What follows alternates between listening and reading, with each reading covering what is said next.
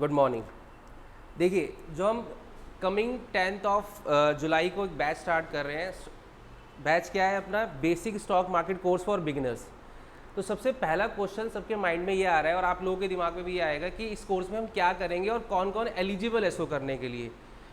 क्योंकि एक स्टूडेंट सोचता है क्या हम कर सकते हैं, क्या हमें इतनी नॉलेज है। तो इस अगर आप इसके फीचर पे ध्यान देना तो मैंने सबसे पहला फीचर इसमें क्या डाला है, अगर आप देखें, स्टार्टिंग विद जीरो लेवल।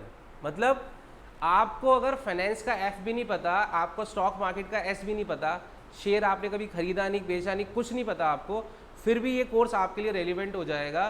क्यों? आपको यही तो सीखना है कि कैसे अप्रोच करना है स्टॉक मार्केट को। इसके अंदर आप ये नहीं सीख जाओगे 15 दिन में या 20 दिन में या 1 महीने में कि स्टॉक मार्केट में कैसे काम करते हैं, वो थोड़ा बाद की बात है। पहले आपको अप्रोच कैसे करना है शेयर मार्केट को और कैसे फ़ायदा उठा सकते हैं हम शेयर मार्केट से, फाइनेंस को कैसे हम अपनी ज़िंदगी में यूज़ कर सकते हैं। तो यहाँ पर सबसे पहला क्वेश्चन है कि कौन एलिजिबल है। एलिजिबल कौन कौन है? तो एक स्टूडेंट कर सकता है नॉर्मली, जो कोई से भी पढ़ाई कर रहा है, इवन चाहे वो बीकॉम भी कर रहा है ना, तो उसको हल्की फुल्की नॉलेज भी है, वो भी कर सकता है। एक हाउसवाइफ भी कर सकती है इस कोर्स को, एक प्रोफेशनल भी कर सकता है, एक इंजीनियर स्टूडेंट भी कर सकता है, ठीक है, और एक बिजनेसमैन भी कर सकता है। क्यों ऐसा क्यों बोला? क्योंकि स्टार्टिंग इज जीरो लेवल है। और मैंने इसमें एक और चीज़ ध्यान रखी है कि कॉमर्स का या फाइनेंस का बैकग्राउंड अगर आपका नहीं भी है, आप लोगों का तो है, बहुत अच्छी बात है, लेकिन अगर किसी का बैकग्राउंड नहीं भी है ना फाइनेंस का या कॉमर्स का, जिसको कुछ समझ नहीं आता फाइनेंस का, वो भी इस कोर्स को कर सकता है, क्योंकि मैं बिल्कुल डीप इसको जीरो से कराऊंगा, ठीक है। अच्छा, दूसरा फीचर है इस कोर्स का, जनरली सबके दिमाग में ये आता है करने के बाद अपने को करना आ जाएगा क्या? क्या मतलब प्रैक्टिकल नॉलेज मिलेगी, आप खाली वैसे ज्ञान दे दोगे कि ऐसे होता है ऐसे होता है? नहीं, सबसे इंपॉर्टेंट फीचर मेरा कोर्स का यही है कि हम इसमें लाइव प्रैक्टिकल एक्सपोजर करने वाले हैं। यानी कि मैं आपको लाइव मार्केट के अंदर ट्रेड कैसे लेते हैं, क्या देख कर लेते हैं और किस तरह से काम करते हैं, वो दिखाएंगे। और ये देखेंगे कि डिफरेंट मार्केट सिनेरियोज में आप कैसे अपने आप को बेनिफिट पहुंचा सकते हैं। इसका क्या मतलब है? देखिए, हमारी जो इकोनॉमी है उसके अंदर ना कुछ रोज़ इवेंट होते रहते हैं। फॉर एग्जांपल, कल हमारी कंट्री में लेट से कोई इलेक्शन था, या कल है, ठीक है, या किसी का कोई रिजल्ट आना है, किसी कंपनी सारी जो है उनका रिजल्ट आता है क्वार्टरली, पता है आप लोगों को। तो उनके रिजल्ट से उनके स्टॉक प्राइस पे क्या चेंजेस आते हैं और उसको हम कैसे बेनिफिट कर सकते हैं, ये सारा का सारा हम इसके अंदर सीखने वाले हैं। डिटेल में तो बाद में सीखेंगे, पहले अपने को समझ तो आए कि अच्छा कल इस कंपनी का रिजल्ट आया है तो इसका स्टॉक इसलिए भागा है आज, ठीक है, और अगर हम इसमें अपनी पोजीशन बना लेते तो हम कैसे फ़ायदा उठा सकते थे। समझ आ रही है बात आपको?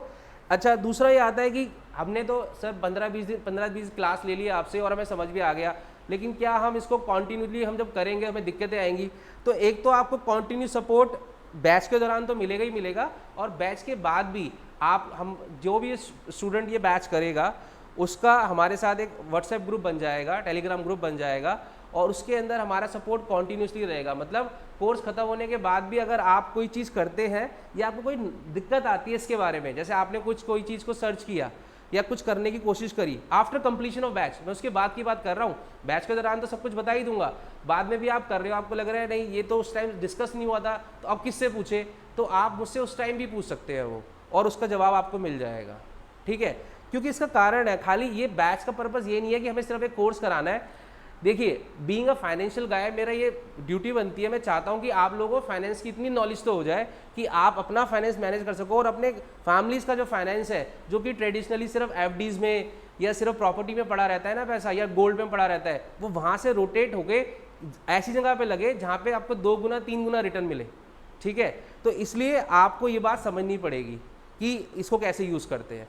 तो बैच खत्म करने के बाद आपको बहुत सारी ऐसी टर्मिनोलॉजी सीखने को मिल चुकी होंगी जो आप अगर नॉर्मली जब कोई फाइनेंस की न्यूज़ सुनते हो ना तो आप रिलेट नहीं कर पाते, पता नहीं क्या बोल दिया इसने, ये क्या बोलना चाह रहा था। वो सारी की सारी टर्मिनोलॉजी, जैसे अगर आप देखें इसमें सामने, तो मैंने यहाँ पे कुछ टर्म्स लिखी हुई है, ये सारी नहीं है, कि स्टॉक मार्केट क्या होती है, स्टॉक मार्केट क्यों ज़रूरत है, हमें इसकी ज़रूरत क्यों है, IPO क्या है, स्टॉक एक्सचेंज कितने तरह के होते हैं, NSE BSE क्या चीज़ है, ठीक है, सेगमेंट कितने तरह के हैं। एक ये वर्ड है डेरिवेटिव, ये इतना बढ़िया वर्ड है, इतना बढ़िया फील्ड है। मतलब एक स्टॉक मार्केट नॉर्मल है और एक डेरिवेटिव मार्केट अलग है विद द कैश। मतलब 2-3 सेगमेंट होते हैं स्टॉक मार्केट के, एक कैश होता है, अगर मैं सेगमेंट की बात करूं तो 2 सेगमेंट होते हैं, कैश सेगमेंट होता है और एक होता है डेरिवेटिव सेगमेंट।